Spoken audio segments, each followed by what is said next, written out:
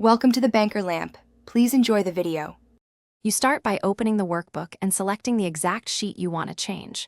Once the sheet is active, make sure you're in normal view via the View tab so gridline controls apply correctly. You do this now because page layout or page break preview can hide gridlines differently. While you're here, look at the ribbon.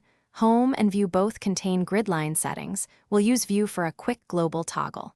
Ready? Move to the View tab next. You'll now remove the on-screen gridlines. In the View tab, find the Show group and uncheck Gridlines. The sheet immediately clears the background grid. Once done, if you prefer the page layout route, go to Page Layout and uncheck View under Gridlines. Same result. Make sure to also uncheck Print and Page Layout if you don't want lines on hard copies.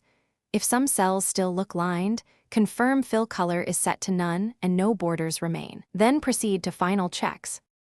Finish by scanning the sheet for cell borders or fills that can look like grid lines.